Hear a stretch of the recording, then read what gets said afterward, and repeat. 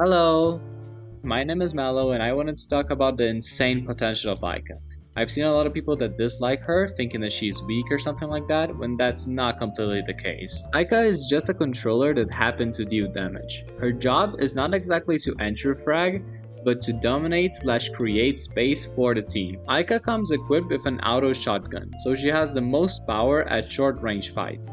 Her passive is that when she deals damage to something related to the enemy, being an enemy directly or something like a Flavia Flash or a Michelle bot, she gains heat, which when maxed out, doubles the damage of her abilities. If you clicked on this video, I imagine that you already know her skills and what it does. So I'll skip that part and only give the in-depth information about it. When we talk about the Purgatory or the Flame Cage, people often forget something very important. The paper mode damage is not on by default, it originates from Awakening 1 and not from the ability itself. When Eika and the enemy are inside the cage, Eika's gun receives a buff. A full headshot goes from 75 damage to 101 damage, which makes a lot of difference knowing that Eika's rate of fire is high. The normal damage of Eika's cage when walking out of it is a 40 damage, and when full heat is 80 damage. But it's important to remember that Eika's ability only has two states, with heat maxed out or with heat not being maxed out. There's no middle point to it. While for Eika's ult, there isn't much to discuss. When the heat is off, it gives 59 damage, and when the heat is on, it gives 127 damage, which is a tiny bit over the 2x multiplier. Her ult is also capable of extending vertically through walls. The ult throwable cannot go through walls, but a tornado can do so. As a note to her ultimate, aiming directly at the enemy will likely miss the shot. When aiming Eika's ult, always aim at the floor where the tornado will land. Now talking about Eika's awakenings. Awakening 1 is essential for Eika and it makes her first ability, the Purgatory, deals passive damage to people on any form of paper mode, being standing still, on walls, or gliding. Having this awakening is very important and can guarantee a big advantage when taking fights. Awakening 2 is the most popular within Eika mains, and with reason. Eika's ability deals 40 damage to people who walk out of the cage, and Awakening 2 reduces the size of the cage, also increasing the chances of the enemy walking off of the cage and dealing more damage to him. This awakening also comes with some big flaws, because if you paid attention with my previous explanation, you remember that when the enemy and you are inside the cage, at the same time, Eika deals more damage. To be more exact, Eika deals 35% more damage. And reducing the range of the cage also reduces the capacity of Eika on taking space. Even though when opting for Awakening 2 can increase the winning chances on 1v1s, it reduces the full potential of Eika. Since I said before, Eika is just an egoist controller who happened to deal damage. I personally don't think that Awakening 2 is a good option when compared to Awakening 3, but if your team don't cooperate and don't take advantage of your cages, then it might be a viable option. While for Awakening 3, Eika gains HP when draining heat. This gives a reason for Eika to break things like Michelle's bots and Flavia Flashes, since it generates a bit of heat which can heal her. Also, if you combo this with Light Shield, Eika can take fights and regen almost fully, making it viable for her to take more fights. I said in Awakening 2 that you would have more chances on 1v1s because of the extra damage of walking out of the cage. But since Eika gets buffed when inside the cage, I don't consider this damage to be necessary. Also, having a bigger range on Eika's cage can provide more space that is basically free to take. Awakening 3 also lessens the punishment of heat decay, because when it happens, at least you get some heal out of it. Eika is a character that requires a lot of map knowledge, and even so, it may not be the best pick on certain maps. Eika is good in all maps where it's easy to have a short range fights. Maps such as Windy Town, Space Lab, or Base 404. While maps like Area 88 or Port Ilder, Eika isn't as good because of how hard it is to get short range fights. She isn't terrible in those maps.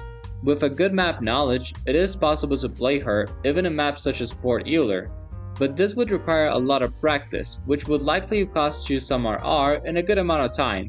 If you're just a casual Eika main that still wants to grind, I would say that the best option is just not to pick Eika in those maps where she does not perform as well. But for all that want to master her, it is possible to play her in all maps. Now I want to talk about some things I left behind while explaining some of this stuff.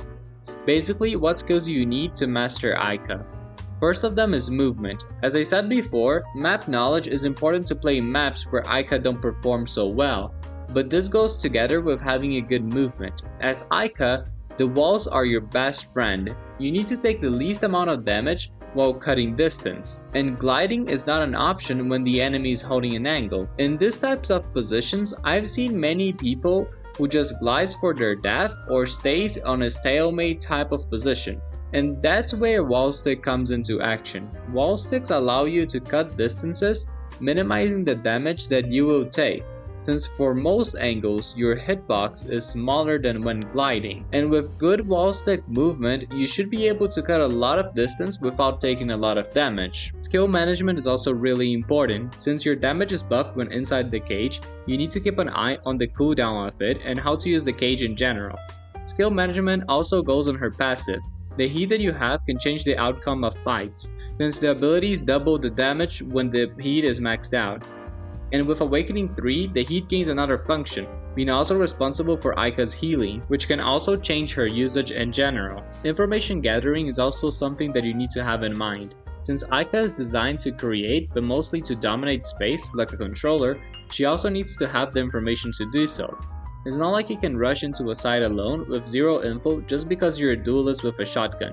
Information is very important too in Strinova, and the lack of it or just not understanding what is happening can cost you many rounds, especially when you are playing a character that needs to cut distance but does not have anything on her kit that helps her doing so. Information is essential for all characters, but especially for Eika. You need to always check the info you got, and most of it can be done by using the minimap. If you use the minimap correctly, you should be able to get all the info you need to cut distance properly. Last but not least, team processing is very important. The characters that most need these skills are controllers and support characters, since they rely a lot on their teammates to play. The controllers cannot take space alone, so even if they have the ability to keep it, if there is nothing to keep, they're basically useless. While on the other side of the spectrum, we have duelists, which do need to work with the team, but they require the least amount of teamwork to succeed. Eika is between a duelist and a controller. She can take spaces, but only with her skill or someone else. Since without a skill to buff her damage, she isn't very dominant, and she can dominate spaces using her ability to stop the enemy, but if the enemy are together or Eika does not have a skill, it is difficult for her to hold choke points alone. So working with the team is essential. Now I would like to go over Eika's buys. I've seen some discussion on Reddit about it. I also seen some at Discord and even at some YouTube/Bilibili videos. And there isn't a best order of buy exactly, at least up until this point. So I'll be separating the buys by color and order, then give the overall perspective. I know it sounds complicated, but you'll understand it in a bit. So I'll go over the blues first. Increased bullets is better than single shot mode. Seriously, if you play single shot mode, you might as well pick another character. Stringified damage is better than effective range, because when you do have the opportunity of shooting someone at mid-range, the objective is not to deal damage, but only to charge some heat, and you have way more opportunities of fighting people on paper mode rather than a mid-range. If that's not true, then you might as well look back at your previous decisions because you're likely doing something wrong. Now between mag capacity and reload speed, this one is more up to the player. Eika's reload is pretty slow, so making it faster is a good option. But having more bullets means that you need to reload less often. I think that if you can kill someone without the extra bullets, it might be a good idea to go for reload speed. But if not, then just go with mag capacity. And spread control is better than sprint speed. Always avoid sprint speed, except for Celestia, because her burst fire is terrible. And for order of buy, I would go with increased bullets or spread control, depending on the map. On larger maps, I rather have spread control, and in smaller maps, I prefer having increased bullets. Then mag capacity or reload speed, whatever you feel more comfortable with. Then if you picked increased bullets on the first one, I'd recommend picking spread control. And if you chose spread control, you can pick increased bullets. And then for last, stringified damage. Now for yellows. Always pick less cooldown because more skill equals more damage buff, and always pick less cooldown before upgrading her passive. Now for the greens, always pick light armor since regen means that you can take more fights, and always pick stringified damage since you need gliding speed to go around the map easily. But if you prefer damage reduction, that's also okay.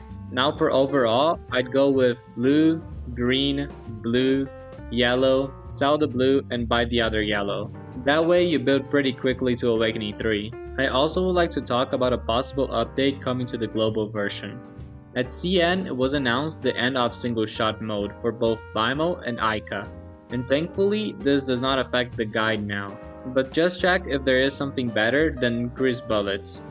I don't think this change will affect the buys, and about the buys, as I said before, there isn't a complete meta out of it, so you might as well try your own stuff. Now to end this video, I want to ask that if you like the guide, you might as well subscribe and like the video. All the stuff I used to study will be in the description. I hope my guide was complete, and I also took a great inspiration into SS McCoy's guide, so I'll link his guide first into the description. Thank you for watching, and I hope you have a wonderful day.